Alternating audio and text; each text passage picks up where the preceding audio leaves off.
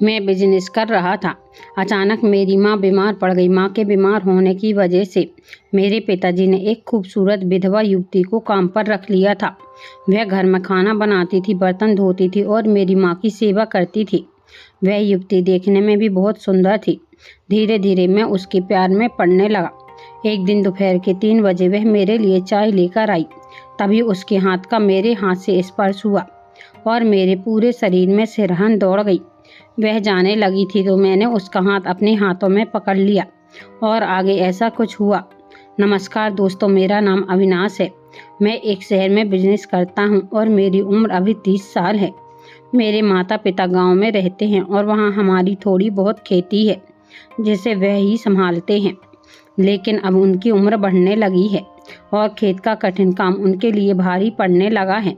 वे अक्सर थक जाते हैं और उन्हें अब आराम की ज़रूरत है।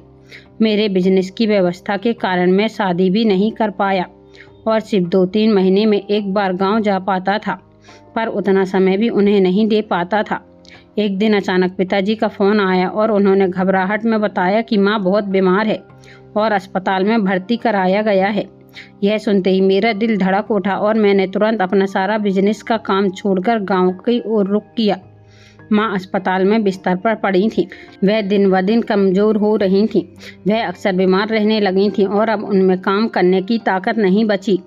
माँ ने मेरा हाथ पकड़कर आंखों में आंसू बहते हुए कहा, बेटा तू शादी कब करेगा? अब हमसे काम नहीं होता। अगर कोई अच्छी बहू घर में आ जाए तो हम भी चैन से उसके साथ रह पाएंगे और नाती पोते को देखकर जी पाएंगे। माँ की यह बातें मेरे दिल को बाण की तरह चुभ गईं। सचमुच उनकी बात बिल्कुल सही थी। मैंने उन्हें साहस बांधते हुए कहा, माँ तो पहले ठीक हो जाओ, फिर तुम लोग लड़की देखना शुरू करो। लेकिन माँ की तबीयत दिन ब दिन बिगड़ती रहती। इसलिए पिताजी ने कहा, क्यों ना हम किसी औरत को काम पर रख लें जो घर का खाना बनाए और तेरी माँ की देखभाल करे। मुझे उनकी बात ठीक लगी और मैंने हामी भर दी। फिर पिताजी ने आसपास के गांव में लोगों से कहा कि हमारे घर काम के लिए एक महिला चाहिए।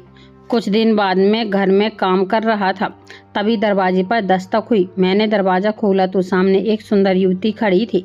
उसके माथे पर सिंदूर नहीं था और उनका सौंदर्य इतना मनमोहक था कि दिल को छू गया। गोरी रंगत, लंबे काले घने बाल, बड़ी बड़ी आंखें और साधारण कपड़ों में वह लड़की बेहद मासूम और दुखी नजर आ रही थी। मैंने उससे पूछा क्या चाहिए तो वह धीमी आवाज़ में बोली, मुझे पता चला कि आपके घर काम के लिए एक औरत चाहिए। मुझे तुरंत याद आया कि गांव में यह बात रखी थी, इसलिए मैंने उसे अंदर बुला लिया। घर में माँ बिस्तर पर पड़ी थी और पिताजी हमेशा की तरह अखबार पढ़ रहे थे। मैंने उस युवती को बैठने की जगह दी और पानी लाकर दिया। मैं उसकी तरफ देखता ही रह गया और मेरे मन में कई विचार उमड़ने लगे। पिताजी ने उससे सवाल करना शुरू किया, तेरा नाम क्या है? पहले कहीं काम किया है? और तेरे घर में कौन कौन है? वह शांति से बोली, मेरा नाम अनुराधा है। मैं पास के गांव में रहती हूँ, विधवा हूँ और अकेली रहती हूँ। मेरा देखने सुनने वाला कोई नहीं है। यह सुनकर मेरा दिल पिघल गया। इतने सुंदर मासूम दिखने वाली अनुराधा, जिसकी उम्र मुझसे बस कुछ साल छोटी हो गई और इतनी कम उम्र में उस पर इतना दुख टूट पड़ा, यह सोचकर मेरा मन व्यथित हो गया। उसके चेहरे का दुख और आंखों में छिपा दर्द मेरे दिल को भीतर तक चीर गया। पिताजी उसकी बातें सुनकर भावुक हो गए और बोले, तुझे घर का खाना बनाना होगा और मेरी पत्नी की थोड़ी देखभाल करनी होगी। उस पल घर में वातावरण में एक अजीब सी खामोशी छा गई, मानो हमारे जीवन में कोई नया मोड़ आने वाला हो। अनुराधा ने हामी भर दी और काम करने को तैयार हो गई। पिताजी ने कहा, हम तुझे 9,000 रुपये देंगे। सुबह जल्दी आना होगा। काम खत्म करके तू जा सकती है और शाम को खाना बनाने से पहले आ जाना। यह सुनकर वह हल्का सा मुस्कुराई और उसकी उस मासूम मुस्कान को देखकर मैं भी अनायास मुस्कुरा पड़ा। अगले ही दिन वह सुबह सुबह घर आने लगी। उस वक्त मैं बिस्तर पर ही होता था। वह आते ही फटाफट खाना बना देती। घर की सफाई, बर्तन धोना, माँ के हाथ पांव दबाना, समय पर दवाई देना, सब कुछ बड़ी लगन से करती है। यहाँ तक कि कपड़े भी धोकर सुखा देती और कभी थकी हारी नहीं लगती थी, बल्कि वह हमेशा मुस्कुराती रहती थी और उसकी मुस्कान से घर में जैसे एक नया उजाला भर जाता था। मैं जब भी नींद से उठा वह मुझे गर्मा गर्म चाय देती। सच कहूँ तो इतनी मेहनती इंसान मैंने कभी नहीं देखा था और उसके काम की ईमानदारी मुझे बहुत भाने लगी थी। मैं अपने बिजनेस का अधिकांश काम गांव से ही देख रहा था। मेरे पास कुछ मजदूर थे जिन्हें मैं फ़ोन पर निर्देश देता रहता था, इसलिए मैंने तय किया कि 1 महीना तो मैं गांव में ही माँ पिताजी के साथ रहूंगा। अनुराधा रोज सुबह शाम को 2 बार आती और पूरी मेहनत से काम करती। उसके काम को देखकर मुझे उसका वेतन बहुत कम लगने लगा, इसलिए मैंने मन ही मन तय किया कि माँ बाप को बताए बिना मैं उसे अलग से कुछ पैसे दूंगा। दिन बीत रहे थे और उसकी सच्ची मेहनत से हमारे घर में फिर से जैसे चैन और सुकून लौटा था। आई पापा को भी अनुराधा के आने से बहुत सुकून मिला और दिलासा मिलने लगी थी। पूरे 1 महीने तक उसने एक भी दिन काम नहीं छोड़ा, रोज समय पर आती, हर काम को पूरी निष्ठा से करती। उस दौरान मुझे अनुराधा बेहद पसंद आने लगी थी। उसका बोलने का तरीका, चलने का, हर काम के प्रति ईमानदारी और सबसे बढ़कर मेरे माँ पिता की सेवा करना, इन सब ने मेरा मन उसकी ओर खींच लिया था। एक दिन दोपहर को मैं अपने कमरे में बैठा था। लगभग 3 बजे वह मेरे लिए चाय लेकर आई। जब उसने मेरे हाथ में दिया तो अनजाने में उसके हाथ मेरे हाथों से छू गए। उस पल मैंने उसकी ओर देखा और वह भी फिरकर मुझे देखने लगी। हमारी नजरें आपस में टकराईं और उसके चेहरे पर एक हल्की सी मुस्कान आ गई। उसकी मुस्कान मेरे मन में उसके लिए उठ रहे प्रेम को और गहरा कर दिया। उसका वो मासूम हंसी मेरे दिल को छू गई। माँ पापा अक्सर उसकी तारीफ करते रहते और कहते कितनी मेहनती लड़की है, भगवान इसका भला करे। जब 1 महीना पूरा हुआ तो पिताजी ने उसे तय किए हुए 9,000 रुपये दिए। वह उतने पैसे पाकर ही खुश हो गई और प्रसन्न मन से पैसे लेकर बाहर चली गई। उसका सादापन मेरे दिल को बहुत भा गया। जब वह बाहर निकली तो मैं उसके पीछे पीछे गया। अनुराधा कुछ दूर निकल चुकी थी और आसपास कोई नहीं था। मैंने उसे आवाज़ दी, अनुराधा रुको, मुझे तुमसे कुछ कहना है। वह रुक गई और मेरी ओर मुड़कर देखने लगी। मैं उसके पास जाकर धीरे से बोला, अनुराधा तुम बहुत ईमानदार हो, बहुत मेहनत करती हो, लेकिन केवल 9,000 रुपये में इतनी खुश कैसे हो सकती हो। यह कहकर मैंने जेब से 3,000 रुपये निकाल कर उसके हाथ पर रख दिए। उसकी आंखें मेरी तरफ टिक गईं, उनमें अचानक आंसू भर आए। उसके गालों पर भड़कते आंसू देखकर मेरा दिल पिघल गया। उस पल उसकी नज़रों में झलक रही कपटता और मेरे दिल से उठता हुआ प्रेम से एक हो गया था। वह बोली, साहब मैं 9,000 मेरे लिए काफ़ी हैं, क्योंकि मैं अकेली रहती हूँ। ज़्यादा पैसे आने से इंसान के मन में अमीरों का घमंड आ जाता है। मुझे यह नहीं चाहिए, इसलिए यह पैसे आप ही रख लीजिए। इतना कहकर उसने मेरे हाथ पर रखे हुए 3,000 रुपये लौटा दिए। यह देखकर मैं दंग रह गया। इतनी ईमानदार औरत मैंने कभी नहीं देखी थी। पैसे लौटाना यह दर्शाता है कि उसके स्वभाव में कितना सादापन और मन में कितनी पवित्रता है। वह पीछे मुड़कर चल दी, लेकिन जाते जाते एक बार पलटी और हल्की सी मुस्कान देकर आगे बढ़ गई। उसकी वह मुस्कान मेरे दिल को छू गई। मैं लंबे समय तक यही सोचता रहा कि अनुराधा कितनी ईमानदारी से मेहनत करती है और फिर भी अतिरिक्त पैसे लेने की बजाय वापस कर देती है। इससे मेरा उसके प्रति प्यार और भी गहरा होता गया। देखते ही देखते कुछ दिन और बीत गए। मैंने पहले सोचा था कि 1 महीने बाद वापस शहर लौट जाऊंगा, लेकिन मन कहीं कह रहा था कि अभी रुक जाऊं, क्योंकि अब अनुराधा रोज घर आती है, माँ पापा की मदद करती है। घर में जैसे फिर से खुशी और रौनक भर गई थी। उसके बिना घर खाली खाली सा लगता था। अब उसे काम पर आए 1.5 महीने हो गया था और दिन प्रतिदिन मेरा आकर्षण उसके प्रति प्रेम में बदल रहा था। एक बार ऐसा हुआ कि दोपहर में माँ पापा अपने कमरे में सो रहे थे और घर में शांति थी। मैं अपने कमरे में बैठा था, तभी अनुराधा मेरे लिए गर्मा गर्म चाय लेकर आई। मैंने उससे कप लिया और कहा, अनुराधा थोड़ी देर बातें करें। वह मुस्कुराई और मेरे पास बैठ गई। फिर हम दोनों आपस में आराम से बातें करने लगे। बातचीत के दौरान मैंने उससे पूछा, अनुराधा तुम अभी इतनी जवान हो, दिखने में इतनी सुंदर हो, फिर तुमने दूसरी शादी क्यों नहीं की? कोई भी आदमी तुम जैसी लड़की से जरूर शादी करेगा। मेरा सवाल सुनकर अनुराधा थोड़ी चुप हो गई और धीमी आवाज़ में बोली, मेरा देखने सुनने वाला कोई नहीं है, मेरे से शादी कौन करेगा? ऊपर से लोग मुझे विधवा होने के कारण बुरी नज़रों से देखते हैं, उस पर मेरा कोई बस नहीं है। उसकी आवाज़ में गहरा दर्द छिपा था। उसका यह दुख सुनकर मेरी आंखें भर आईं। फिर उसने मुझसे पूछा, आपके माता पिता थक गए हैं, आपकी उम्र भी बढ़ रही है, तो आपने अभी तक शादी क्यों नहीं की? उसके इस सवाल पर मैं मुस्कुराकर बोला, काम की व्यवस्था के कारण मुझे शादी का वक्त ही नहीं मिला, लेकिन सच कहूँ तो मैंने एक लड़की को दिल से जगह दे रखी है। यह सुनकर अनुराधा आश्चर्य से मेरी ओर देखने लगी। उसकी आंखों में चमक आ गई और वह खुशी से पूछा, कौन है वह, मुझे बताइए।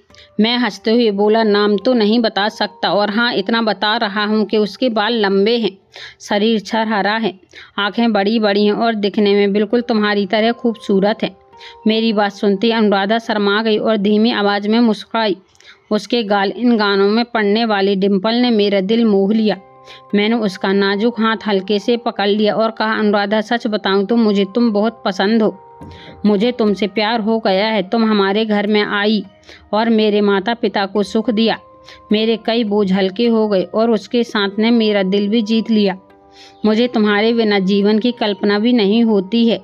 मैं तुमसे शादी करना चाहता हूँ। मेरे ये शब्द सुनते ही उसकी आंखों से अचानक आंसू बहने लगे।